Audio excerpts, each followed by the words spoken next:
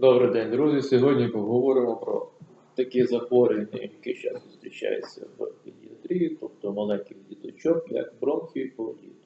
Що це таке і чому зараз це є важливо? Власне, не зараз, а взагалі, чому це є важливо? Що собою взагалі являє бронхіоліт? Це є вірусне захворювання, яке спричиняється вірусом РС, тобто риносинцитіальним вірусом, і уражає бронхіоли легень.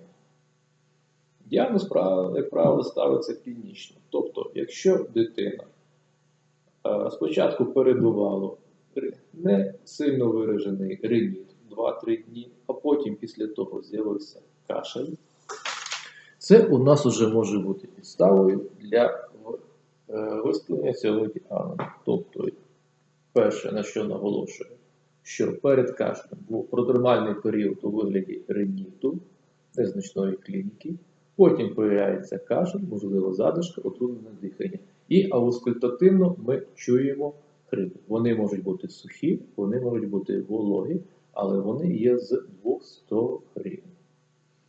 Дрібнопухирцеві, малопухирцеві – це наразі не є важливо. Як правило, це захворювання в більшості випадків протікає легко і не потребує госпіталізації. І взагалі це захворювання є характерне для малих дітей, для дітей до 5 років, а особливо дітей до 1 року народження. У нас реалії такі, що коли лікар почув в легенях з двох сторін хрипи, він кричить: термінова госпіталізація, стаціонар, невідомо, що далі буде. І мама, звичайно, слухає розумного лікаря і направляє дитину в стаціонар, де його задоволені і приймають. І лікують різними способами. За лікування ми поговоримо ще окремо. Повернемось ми ще до діагностики. Що є важливо? При звичайних типових перебігах, тобто є перераховані вищі ознаки, немає вираженої симптоматики, дитина себе відчуває задовільно, рутинне використання додаткових якихось методів дослідження, а особливо рентгенографії легень, абсолютно не є показаним. Фактично так само не є показані якісь клінічні аналізи крові, повторюю, в рутинних звичайних ситуаціях. Які ж ознаки мали би нас насторожити, що все ж таки потрібно дитину госпіталізувати? Поділимо взагалі на 2 види госпіталізації. Термінову госпіталізацію і взагалі рекомендовану госпіталізацію. Так от, терміново. Тобто, коли ми бачимо ці ознаки, ми набираємо 103, викликаємо швидку і швидка приїжджає, госпіталізує дитину в стаціонар. Перше, це є апноe. Взагалі, наявність апноe, особливо у дітей до 2 місяців, без інших якихось наявних клінічних ознак, може дозволяти нам уже ставити цей діагноз бронхіоліту. І це буде одним з перших показів для негайної госпіталізації дитини. Наступне, це є центральний ціаноз. Знову ж таки, закликаємо швидку, госпіталізуємо. Слідуюче, частота дихання. Частота дихання більше 70 вдихів за хвилину. Негайна госпіталізація. І коли ми маємо сатурацію менше 92%, це також є цим показом. Друге, інші покази до госпіталізації. Не негайної, але госпіталізації. Перше, це частота дихання вже не 70, але якщо вона більше 60, дитинку треба госпіталізовувати. Утруднене грудне вигодовування. Дитина не може добре їсти. І взагалі об'єм її добового вживання їжі, особливо рідини, якщо опустився до 50-75% від середньодобової, це також є показом до госпіталізації.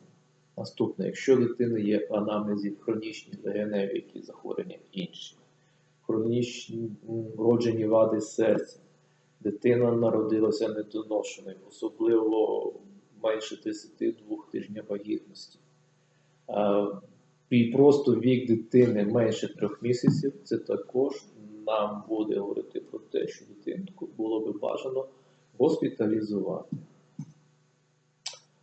Лікування. Чому це є важливий момент? Не знаю, як ви, колеги, але я часто зустрічався з такою ситуацією, та й, в принципі, зустрічаюся і по цей день з такими діагнозами, як гострий бронхіт з астматичним компонентом, гострий обструктивний бронхіт, тобто різні модифікації слова гострий бронхіт і якась обструкція. Як правило, він є і виставляється при цих звичайних банальних бронхіолітах. Лікарі чують хрипи, бачать, чи є пришвидшена частота дихання, все є обструкція, терміново госпіталізувати, навіть якщо стан дитини є стабільний і немає тих всіх ознак, які я перераховував для того, що, власне, потребує госпіталізації. Госпіталізували. Що трапляється далі? Рентген, аналіз крові, в принципі, згідно, якщо ж дитина потрапила на вторинний рівень допомоги, вже треба робити якісь певні діагнози, до обстеження нехай буде. І саме цікаве починається лікування. 100% антибіотик. І, як правило, є улюблений всіма лікарями це цефтріаксон. І що зараз дуже є популярним і серед лікарів, і серед просто мам, які дуже турбуються про своїх маленьких діточок, це є нейбулайзери. Починають хати в легені кортикостероїди інгаляційні, а ще й попутно можуть їх вколоти. Починають туди пхати адреномігметики, призначати іпотропію бромід, сальбутамоли і так далі, і так далі. Звичайно, що на 3, 4, 5 день клініка проходить і всі задоволені, гарно лікування допомогло. Біда в тому, що в переважній кількості випадків воно би допомогло б і без цих призначень.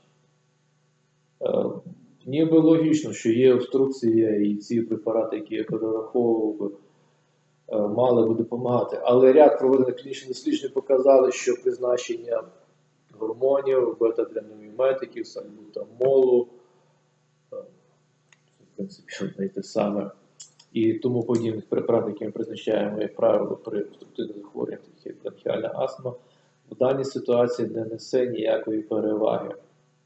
Не покращує ні стан маленького пацієнта, ні пришвидшує одужання.